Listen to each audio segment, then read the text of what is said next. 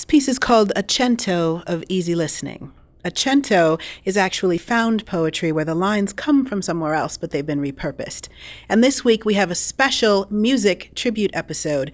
So these are all the titles of easy listening songs. So if you can name them all, you get extra points for playing along at home.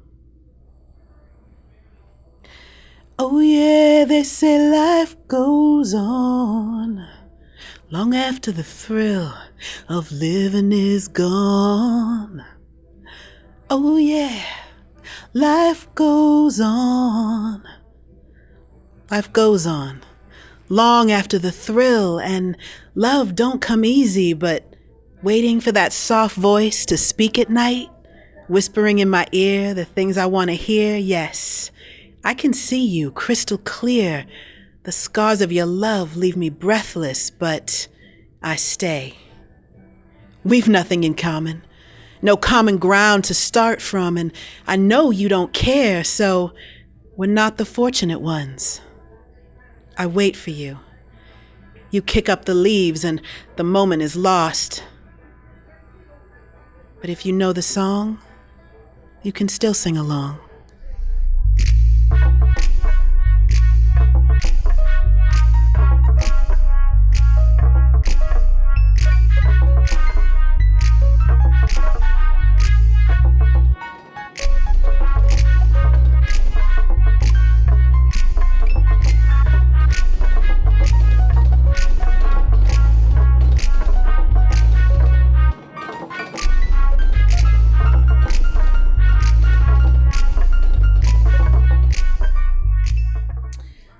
Welcome to another episode of Culture in Maine. I'm Carla Christopher, York City's Poet Laureate, but we're paying special tribute this week to musicians. So I have a double dose of two of the best, most talented, and most hot emerging musicians from the area.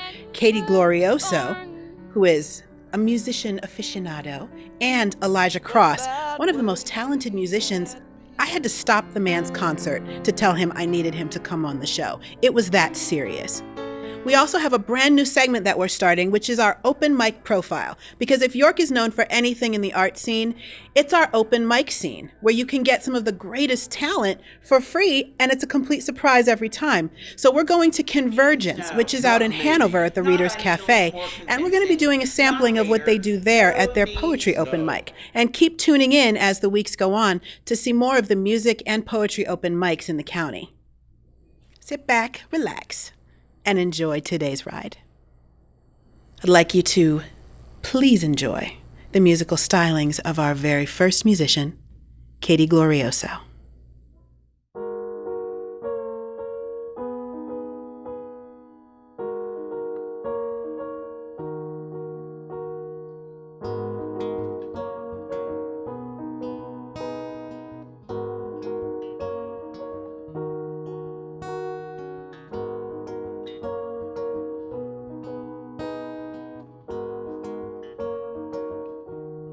What if I fail?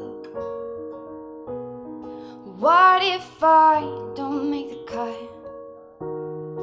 What if my best just wasn't enough? Is that alright? Is that alright?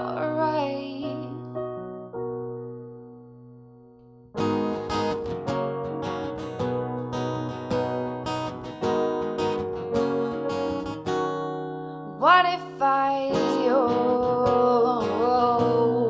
open myself to the light? What if they run and cover their eyes from the side?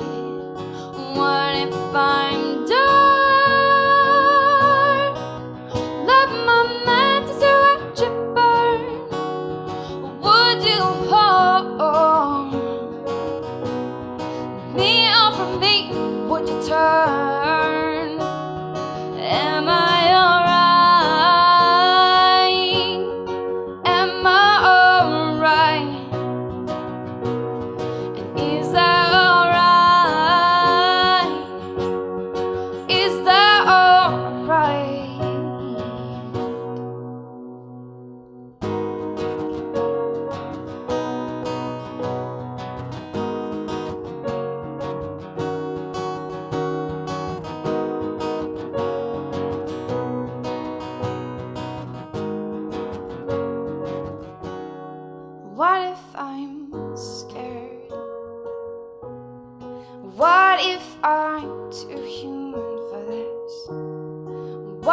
I shake it, the betrayer's kiss. If you only saw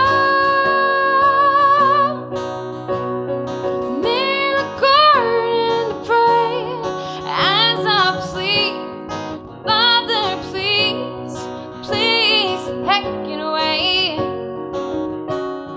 Is that alright? Is that alright? Is that alright? Is that alright? Is that alright? Is that alright? Is that alright? Is that alright? Is that alright? Is that alright?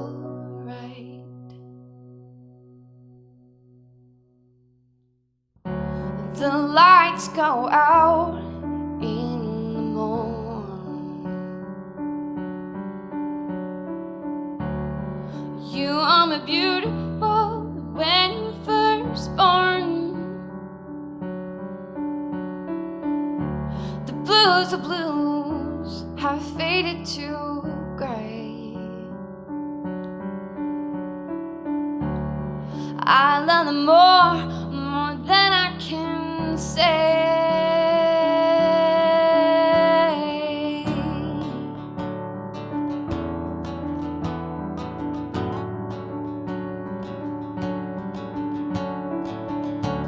The sheets on your bed, the sheets on your bed,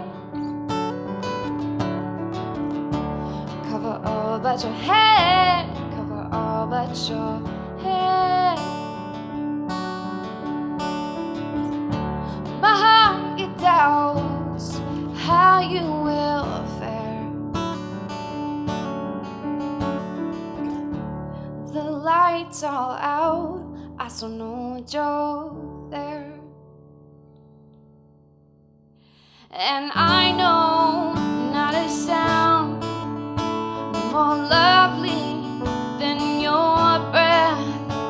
It's hollow, but it's her rushing out from beneath the depths. It catches and it falls, and I find me catching mine. 'Cause no reed, no bird could ever sound so fine.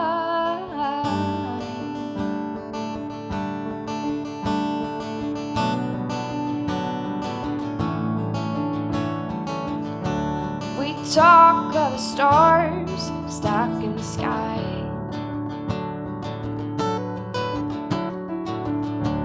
and wonder which ones are waiting to die.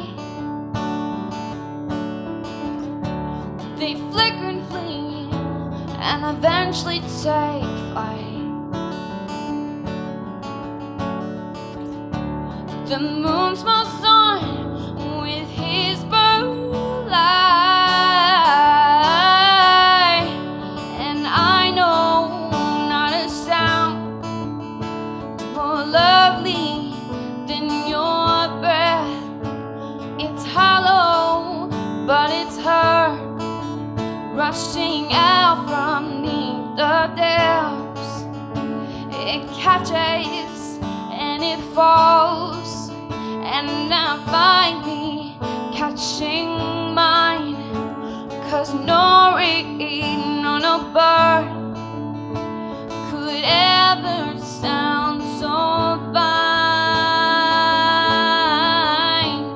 And I know not a sound more lovely than your breath. It's hollow, but it's her rushing out from beneath the depths. It's hollow, but it's heard, and there's nothing like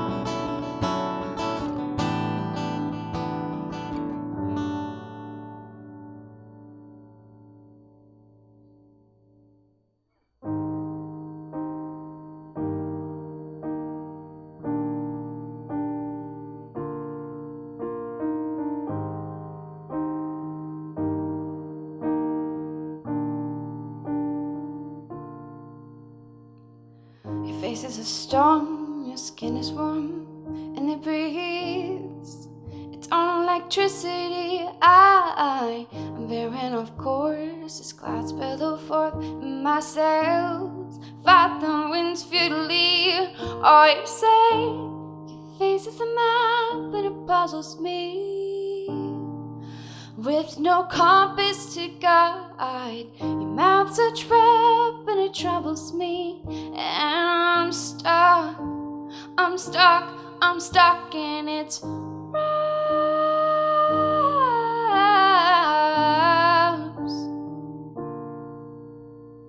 Moment of peace, washed up on the beach, and your sky buzzes with light. Catch me in your stare when nobody's there, and I'm struck. Lonesome tree like, oh, you say your face is a map, but it puzzles me. With no compass to guide, your mouth's a trap, and it troubles me. And I'm stuck, I'm stuck, I'm stuck in its wraps.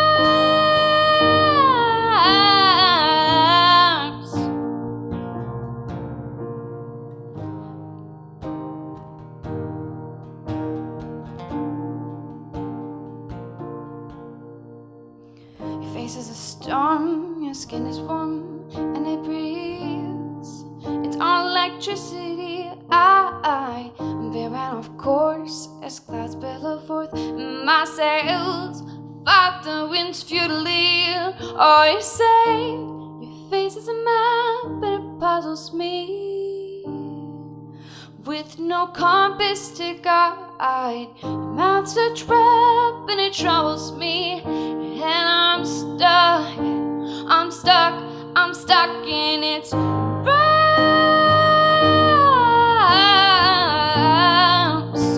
I'm stuck, I'm stuck in its wraps.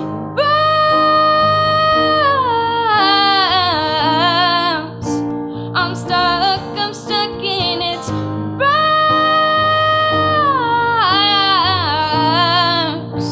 I'm stuck in its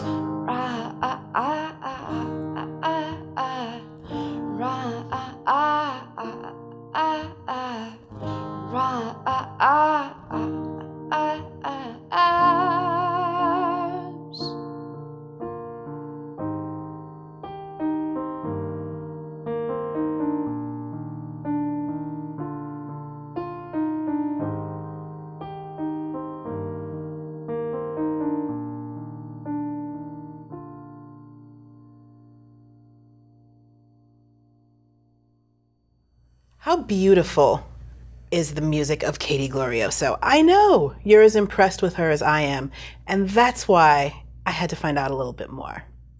Okay, so I actually heard about you because you perform in church with one of our former guests. And I was like expecting this just very sweet church girl to come in. I'm like, you know, she probably doesn't rock, but I bet you she's really good. And then I got to see the videos and I was like, wow. So what's the story? How did you get started? Because now you're all like huge and everything. Oh yeah, so huge. 600 likes. No, I'm just kidding. That's a big deal. It is. I guess it is. It's definitely been an insane journey. We started about a year ago. Actually, exactly a year ago, a couple days ago. Got my start just. I moved home from college. My parents, of all people, were the ones that were like, you need to move home and pursue music. I'm like, I don't want to. Wow. I want to go to grad school. No. Wow. Your career is here. So That's incredible. I know. Go parents. So I came home a little reluctantly and was totally lost and didn't know what I was doing. And met a friend of mine, Chris Flegel, who plays with me.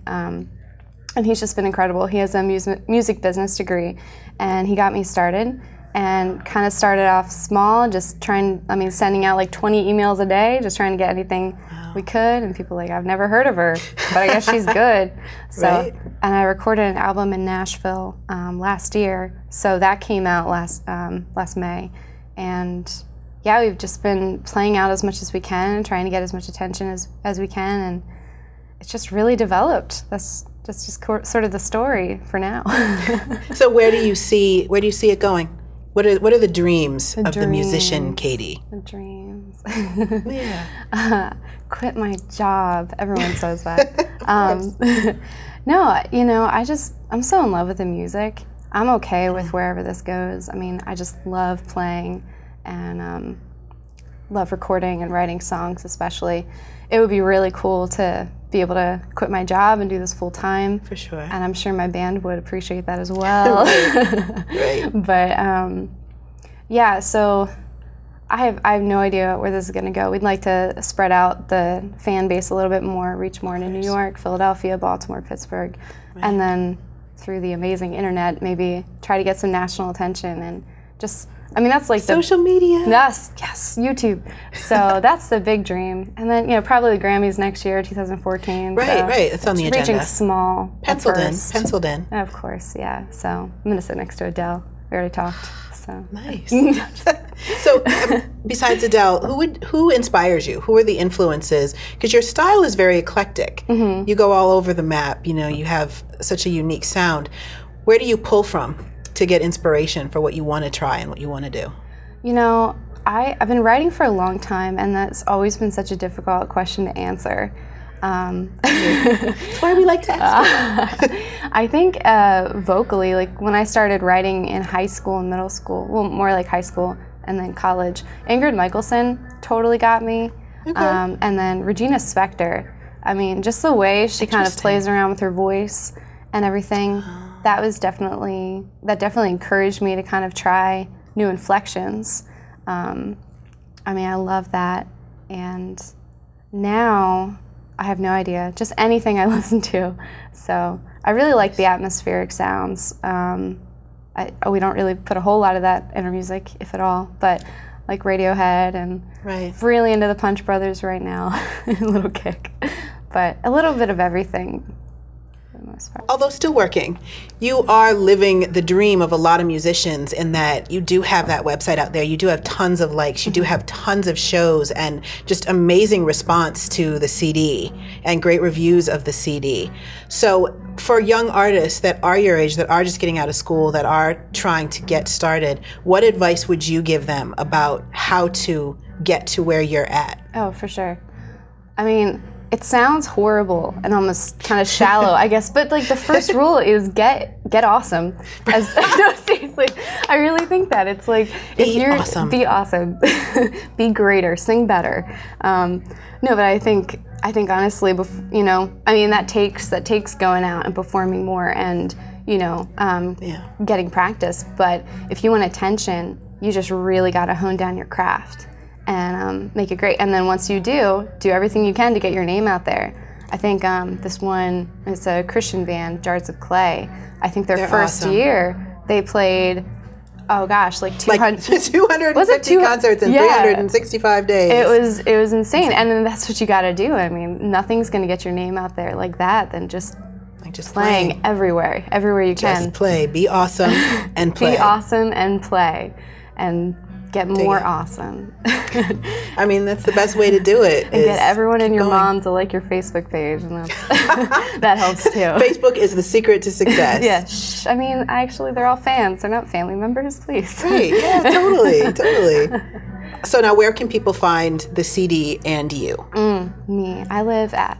Do you want to drop by for a house party at Katy's? Yeah, for sure. I'm like brushing my teeth. No, I'm on iTunes. So you can search. I have full length, Fine and Foolish is there, as well as my EP, Shark and a Bird. Nice.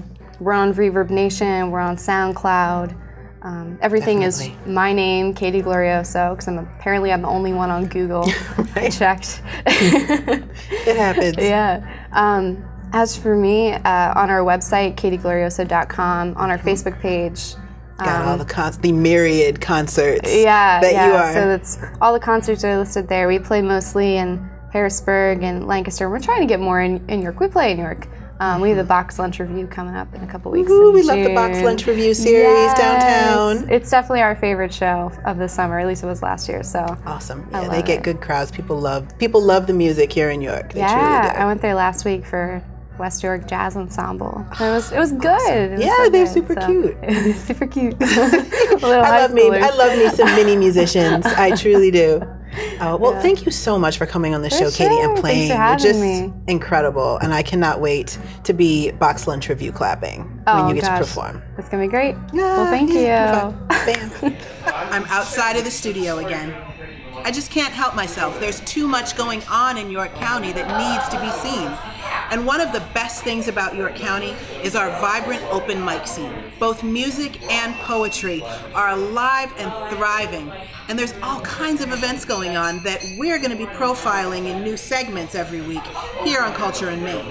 Our first stop on our tour of open mics is the Reader's Cafe in Hanover, 125 Broadway. This is a great bookstore, and it's also the home of Convergence, which is hosted by Rich Hemmings and his beautiful wife, Deborah Street. Rich and Deborah have been bastions of the poetry community for more than 20 years, and they're all about groundbreaking, trailblazing, bringing every different type of poet and every different type of event into their venue. Now, you can find them on second Saturdays of every month at 7:30 p.m. at the Reader's Cafe. But we're visiting them in the month of May to see Removing the Tags. It's actually a showcase of gay, lesbian, bisexual, transgender, and their straight allies, all incredible poets coming together to give a sampling, and then followed by one of the best open mics in the county. So I'm going to give you a sample of some of their features tonight and a couple of their open micers, and hope that you come down and check it out yourself. Second Saturday, Convergence at the Reader's Cafe, 125 Broadway in Hanover. This is a great poetry open mic. Now, some of the poets featuring here tonight you've actually seen on my show, like Missy McLaren or Sway. But there's some incredible new voices tonight, too. Emily Purvis is actually a photographer and artist who has an incredible sensibility of words and is wonderful with their manipulation. You have to pay attention for her. There's also Dr. David Bergman, who came up all the way from Towson University. He helped found their cultural studies program there, and he actually was the first director of their lesbian and gay studies program. His poetry is so beautiful. Renee Fulton is also joining us. Renee Fulton is a godmother of the local poetry scene. There's hardly anyone in York who hasn't written a poem at one of her workshops or under some of her tutelage. So please enjoy some of her poetry. And Lady Glory. She's at another On the Street segment, so you'll be seeing her soon. But her awesome spoken word and slam style poetry will definitely inspire you. So please enjoy. Okay, as Carla said, I've realized I said to someone, I said sometimes I twist words around a little bit, and she says, "Oh yes, you have no respect for verbs and adjectives and nouns." She says you have no respect for grammar in that matter, and I thought about that for a minute, and I said, you know what, you're right. So in order to kind of get what I say, sometimes I use nouns as verbs and verbs as nouns. So just kind of listen. And yes, I use the dictionary. I abuse the dictionary. So this one's actually titled Words. Words. A unit language with representations. Composed of one or more morphones. Susceptible to independent use. Separated, they are finite. Defined by boundaries that may clear the outline of form. So let poetry speak to you. With this experience merely a translation to reality, and the space in between the language, intense, unbounded, infinite. This one's untitled. The next two are untitled because I rarely have a title for what I write. I'm going to write a book, and then the title of the book will be untitled. That will be the chapbook that I'm working on. All right. This first line is, I borrowed from Rumi. And this kind of makes me want others to look a certain way at each other. I'm just going to say that. So, look again with love at love as you meet my soul. The tradition that keeps fire and cries wind, carrying messages of the space between, elusive to intellect. Look again with love at love as you see my body, a temple sacred to be touched only through ritual, deep with reverence. Look again with love at love as we part the rational from the emotional, encountering the physical. We are vessels, half empty, half full. Look again with love at love as I offer my vulnerability from its solitude. You think that you have all of this history together, but in fact what living with someone does is shed history, and all you have is a future, a Valentine. When we met, we had only history to bind us. The stories of those we'd known before we knew each other, pale young men and brawny ones, architects and lawyers, and we made love in the shadow of that history, like two shepherds sheltered in the ruins of a Roman temple. That was 20 years ago.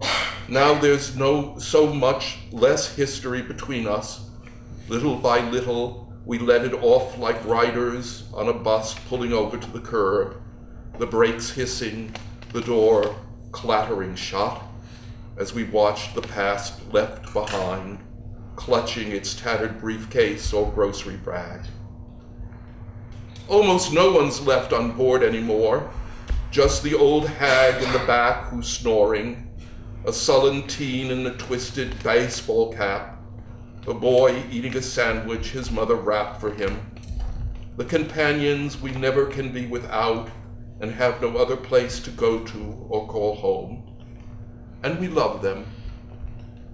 But the past has become just a method of finding a way to face the present and our future, the one that is unknown and the other that's inevitable. For now, our pockets are stuffed with tickets. I lean back, rest my head on your shoulder, and a wedge of geese split open the sky. Anyway, 1968. For 30 years, I've been trying to tell this story, but I never get it right. A week before we all are to go off to college, my oldest friend and I drive to Maine, just the two of us, to visit Paul, a classmate who's summering with his parents outside of Kennebunk. On the last night we three are together, Paul takes us to the breaker that stretches its long arm into the harbor. I am in love with Paul. It's the end of August. The air has discovered again a chill it had forgotten. The buoy bell rocks gently in the water, and there are lights far, far off that seem to have been scraped free of any edges. They hover like breath in a winter's day. Just a few feet out on the breaker, the fog rolls in so thick we cannot see each other. We grab hold of the nearest hand so not to get lost and fall unseen in the cold waters. We inch our way along the long jetty, and when we reach the end, the fog has cleared. We can see out across the intricate embroidery of waves into the clean stars. We listened to the bells low like cattle led to a meadow, and then we go back, taking hands again, through the wall of fog until we return safe to shore. Early the next morning, my friend and I drive home. It's that simple. My life has never been so simple again. That is why I can never get it right, the telling, why I must repeat it again and again to myself, as though I'm there now, as though I were there still, as though I'd never turn back again. This is the poem I can never write, the poem I can never stop writing, because it is that simple. Thank you. The decision. We sat in silence together in the third floor window seat, bookends crafted by the same hand 20 years apart. I've made a decision to leave, you said.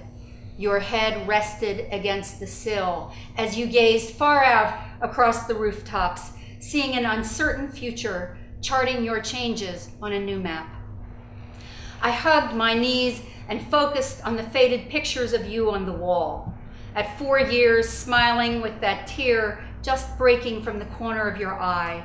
At 11, carefree and confident, ready to ride the camp's old mare. At 17, angry and anxious, concealed behind sunglasses and friends. I knew that your decision would frame our lives and measure our time together, as each picture on the wall framed your life at that moment, measuring time's passing. When, I asked, afraid you would fade too soon, like the old photographs. We folded into each other then, reaching in and out of ourselves, aching in anticipation of goodbye, though it was not yet time for you to go. When you came out the first time, I slept through the whole event. I didn't meet you until the next day, when the nuns laid all 6 pounds of you in my arms, a tabula rasa looking at me with eyes already begging for permission. I made a promise to you, my precious girl, that you could be who you want to be in this life, and I would always love you.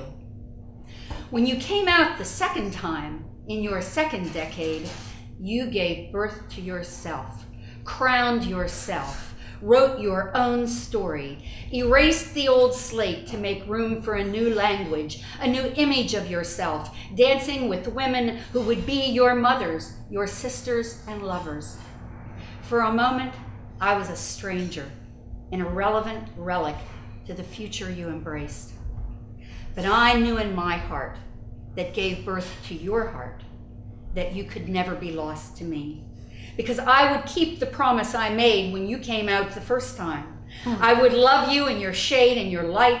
I would love you in your righteous anger and your simple kindness. I would love your unbroken spirit and the soft places that could be wounded, that could make you bleed.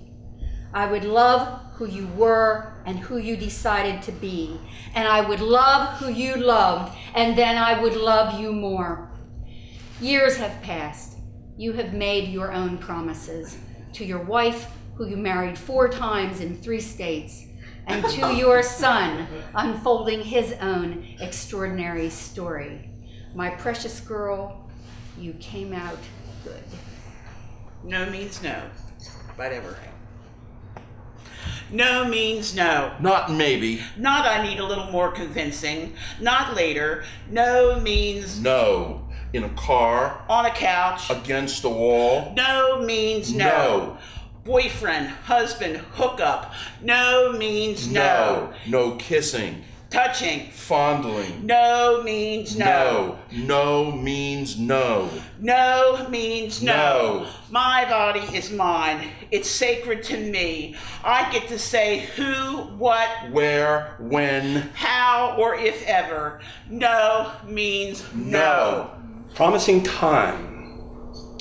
You enter my sparse flat. An elegant aroma softens the atmosphere. You stand beside my dripping sink, where a bottle of Old Crow whiskey perches, next to an unwashed glass. You pour the glass half full and take a swallow. Then I take a swallow. I know you're the one for me. You pour the glass half full again and comment on the white walls and cobwebs. You muse the tacked and withered Ali versus Fraser poster and favorite Sidney Nolan print, The Pretty Polymine. The one with the levitating lonely man soliciting arid industrial decay as a twisted fearful bird claws the luminous sky. You unveil a preference for earth tones with splashes of brightness and absence of dust. You ask if screwdriver and needle-nose pliers on the scratched and lacerated coffee table indicate the ability to handle any emergency. You ask if you may live with me. Such an egalitarian angel, joining forces with sweaty work shirts and brown brogans. I unveil my secular, holy promise to you. I promise time for paintbrushes and splashes. I promise time for grieving with torturous wails if Muhammad Ali's light fades before mine. And I promise time to taste your warm, sweet tulip as each day opens and closes its eyes. It's called Neon and Enamel. All the animals are dying. All the animals in the world are dying. Lights are getting brighter, a neon hell. Smoke thicker than Amazon mud coats my brain. My ears are surrounded with laughter and my lips with artificial affection. Something must be real, and that something is dying. All the something in the world is dying today, ladies and gentlemen. It wouldn't even help being the world's fastest track star with multiple stripes slashing down the sides of a pair of retina-piercing synthetic shoes. All the animals are dying. All the animals in the world are dying. Smiles are getting brighter, and enamel hell. And next, absolutely hold on to your seats. And I literally mean grab them, because you're going to need something to sustain you through this fabulousness. Musical stylings of Elijah Cross. This song is called Submission, and that is what it's about.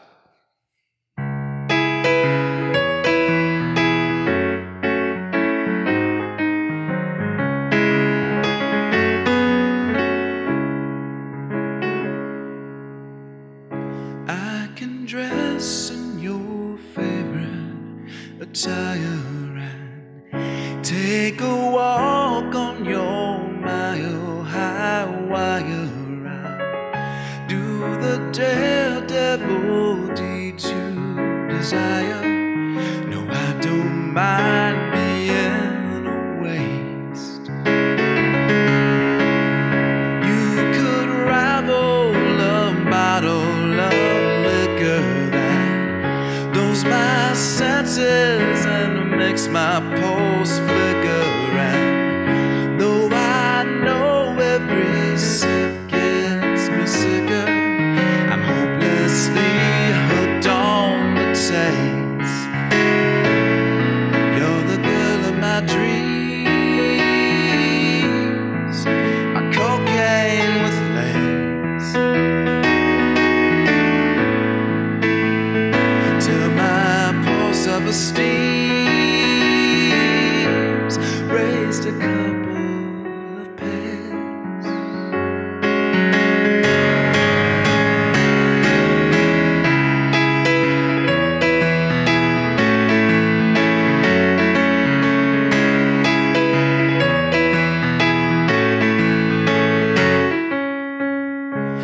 It's a clearly impossible mission to throw you back in the sea and keep fishing.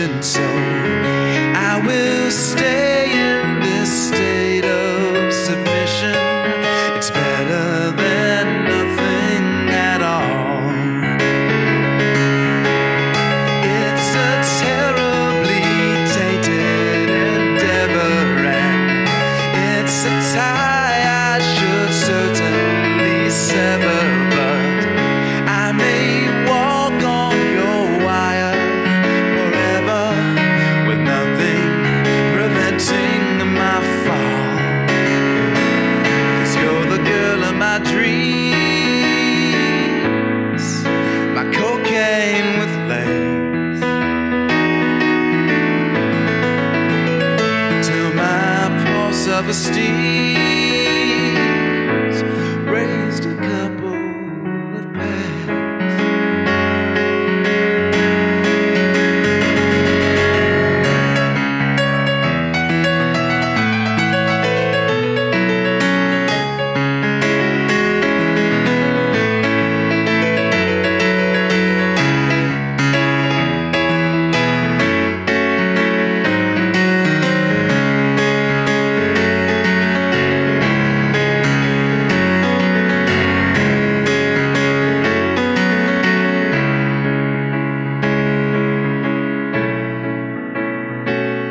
You're the girl of my dreams, my cocaine with legs, till my poor self-esteem's raised a couple of pegs. Just a couple of pegs.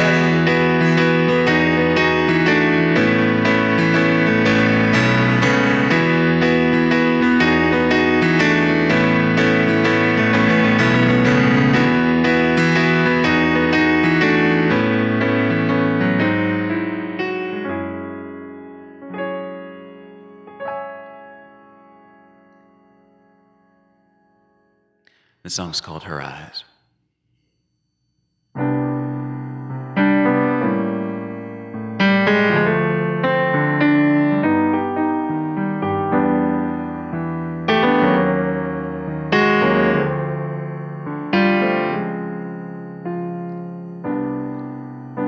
In her eyes there's something rare. Don't know how I never saw it there, but now I do, and I can't help but stare into her eyes.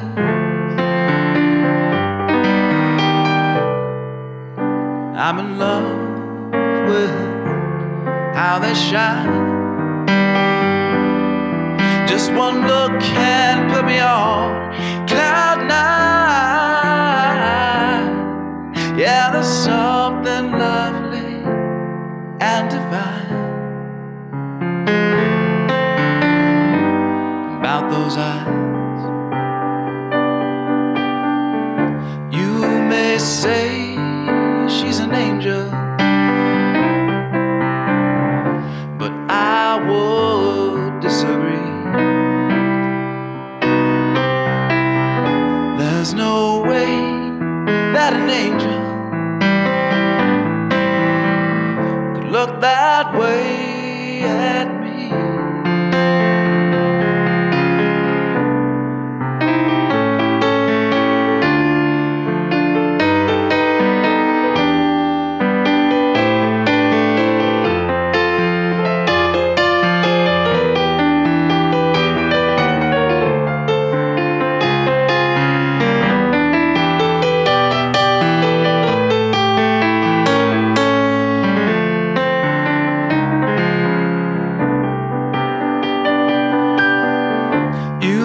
Say she's an angel, but I would disagree. There's no way that an angel could look that way at me.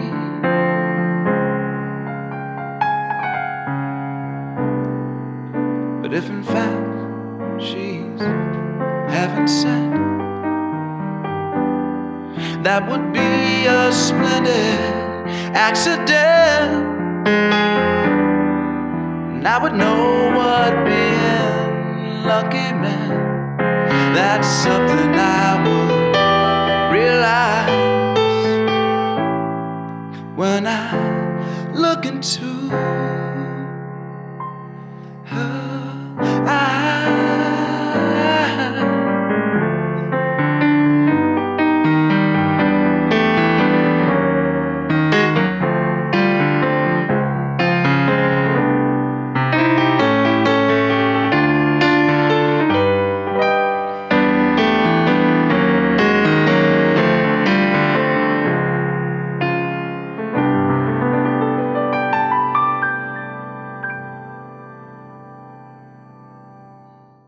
song is called Stay.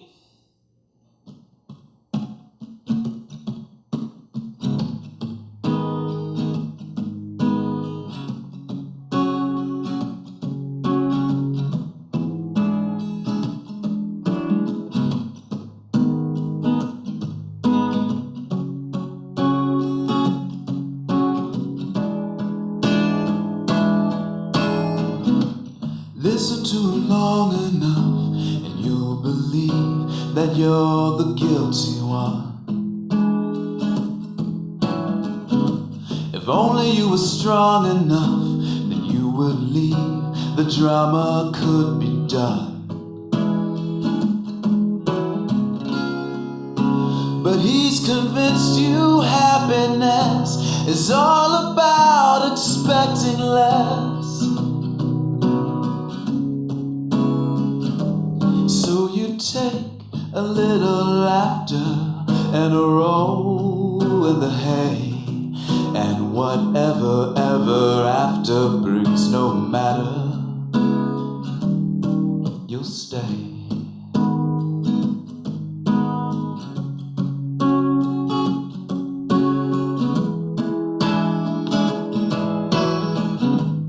Even when you raise the threat a notch, you never get too far.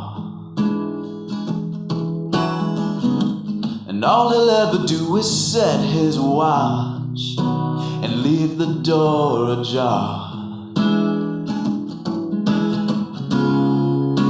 And every time that you come back, it cuts him off a bit more slack.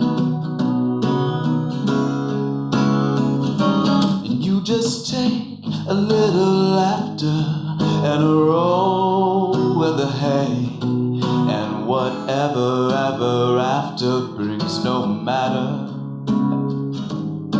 you'll stay.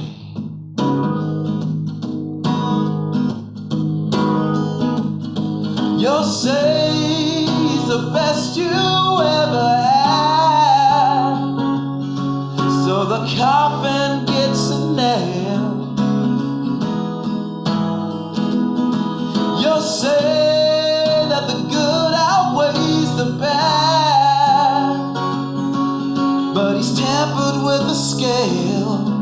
Yeah, he's tampered with the scale.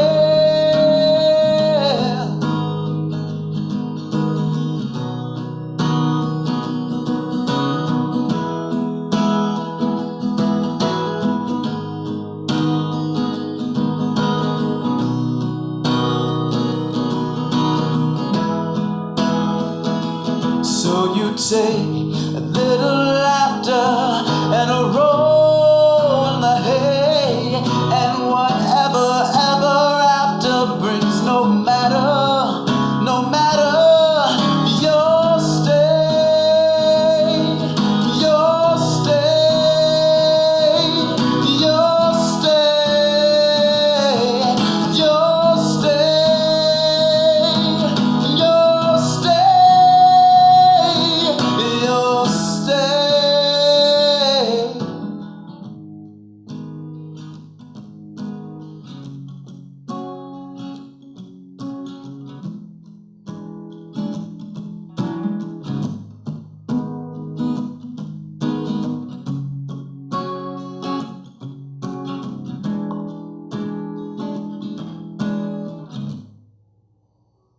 It was too gorgeous of a day, so I decided to head directly outside of the studio in beautiful, scenic, grassy and green Albemarle Park to do my interview with the fabulous Elijah Cross. Well, welcome to my green studio. Thanks for having me out here. This is, I like what you've done with the place. Right, you know, just threw these up the other day, you know, just tossed them up there, figured it would look nice. The Frames. children, are they on loan or did you actually have? We rent them. Okay, cool. We rent them. A few we keep in the back, but we rent the extras, you know, for crowds, you know. All right. All right, so the music. You are one of the most consummate musicians as well as performers that I've had on the show. The skill that you have with the multiple instruments, with playing the keyboard and the guitar, where did you learn and how long did it take you to get to the level of skill that you're at now? Well, when I was very young, when I was about 5, how I remember it anyways, that a keyboard showed up. Your version. In the house, family's place, and it was just, just a little toy that for my sister's birthday, I think, and she didn't really play with it much, I guess. And me, I'm 5, I just saw a toy, didn't know what I was playing with. But I guess before long, I was picking out melodies by ear and things like that. But there's always music in the house. People are always singing. Like one of my earliest memories is my entire family singing that Ashford and Simpson song "Solid." Yeah, and somewhere on tape is me singing "Solid as a Walk." Oh, so but as far as getting to a certain level of aptitude, I went to a performing arts school in San Diego, and I was actually studying to play clarinet and other woodwind instruments, saxophone. I play harmonica, recorder. I didn't know. Yeah, so it's funny because I'm trained on those instruments. I've only had maybe 4 or 5 piano lessons ever, but I play that more than anything else just because I gravitated to it so much, I guess, from an early age, and it kind of, then my heroes, who I'm most influenced by, that's their primary instrument, and so you can get a lot done with it. Since I also compose music, I like the piano just because it's very, it's once you get it down, theory becomes a lot easier to you too, and composing for any instrument or an orchestra kind of makes it a lot easier just because you understand chord voicings better. You understand other things. Most other instruments, you can only play one note at a time. Now, one of the biggest debates that I hear from musicians, because I get about a 50-50 split of classically trained musicians who now go off and do their own thing, or I get musicians who have never had a lesson in their life, and they are about playing from feeling and playing by heart. So I always ask, well, okay, would you advocate the value of getting formal training? Do you feel that helped you better express the heart of your music? Or did you have to unlearn some of your formal training to become a more spontaneous and engaging stage performer? I have not found that the two are mutually exclusive. In my training in school, I learned a lot of the technical things that you need, whether you're, just riffing from your soul or not. Riffing from your soul. That's my new favorite expression. That's something I just made up on the spot just now, too. So there you go. You are riffing from your soul, see? See? But, I would say, go for both, because there were some things in my self-taught approach that kind of was a little damaging to being effective on piano. There were certain ways I chose to play that were not as conducive to the way the hands are naturally just formed on the keys. So being able to study that first, or have that there also helped. But for me, I go with both.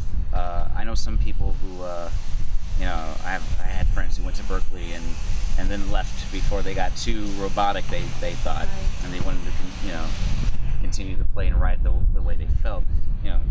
As far as musicianship, I would say, definitely get training if you can.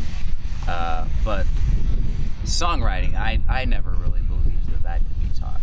I know there are songwriting courses and things like that. Definitely are. But and it can help you with certain structures and things like that. But those classes will tend to teach you how to write a formulaic 3-minute pop song or whatever it is. Right. But and there is something to be said for formulaic pop, though. I love some good pop songs. The bills. But at the same time, if you want to dig into what it is that and what it is that you can bring to the table from what you observe in the world or in your life, then nobody can teach you how to do that. Can't be done. So now, if people want to stalk open mics and find you, or stalk the town and track you down, where do you tend to hang out? What's your favorite music scene to be a part of? Well, so far I've been at Bistro 19 a lot. It's a Tuesday open mic there. I've been playing at Holy Hound on Sundays, and I've been invited time and time again to go to First Cap, but that's a great open mic. I know, but my throat is so sensitive. I mean, I was even, I had a rough time of it last night. I was playing and I had to rest my throat, and fortunately made it through today. So, but yeah, the smoke, I can't do it. But the Depot's someplace I heard was less smoky. The Depot on Thursday nights is definitely less smoky. So I want to do that, and I mean, I'm still relatively new here, so I'm still learning where there are places to play. So it's a good thing I'm here now on this show, so the people who see me can be like, hey, Elijah, come to this thing or whatever, and I will come. I will, because I have literally nothing else to do. I'm not even kidding. You heard it here. If I'm not out, I am in bed on the internet. That's my boring life until I go outside. So where do you see yourself going? Where is Music by Elijah Cross going to end up? Well, I mean, if I've learned one thing as far as that subject is concerned, is that I should not plan anything anymore. I was a member of a band that wound up on a major label when I was 25, 26, maybe 25, yeah. And we went out to Los Angeles. We were the label people that we talked to loved us and all that. But I had some other things from a previous label I was on that turned into this weird legal fight, and I couldn't stay with the band anymore. Since then, I've kind of been trying to figure out what is next. And at one point, I actually just left it alone altogether. I said to myself, well, I had a talk between me and the big guy here. Right. Not somebody in the tree, but just God, I should say. But I said, look, you gave me this gift. If you want me to do something with it specifically, I'm going to get out of the way and you steer the wheel. So since I moved out here, it seems like that's starting to happen again. So I've been meeting some people that I want to play with and things like that. So we'll see. I don't have any music out right now technically, but I do know that I love performing. I love entertaining. I love writing songs. So I know in some capacity it'll always be around, whether it'll be like the big time or just whatever else that remains to be seen. So. Well, stay tuned. We promise on Culture in Maine to keep you posted when Elijah's big break occurs. Thank you for coming on the show. Thank you for having me. It's so fun. It's so fun to be here. Thank you for joining us for this very special episode of Culture in Maine. Make sure to find us on Twitter, on Facebook at WRCT.tv, and right here on Channel 18, White Rose Community Television, every Thursday night at 8 o'clock and every Sunday at 3, and plenty of other times in between. Please make sure to check our listings on our website. And make sure to send us an email at cultureinmaine@gmail.com, because you make the show. If you have somebody you want to see, if you have something you liked or didn't like, let us know, and we'll be happy to bring it to you. Have a wonderful week. Thank you for joining us. Go in love and light.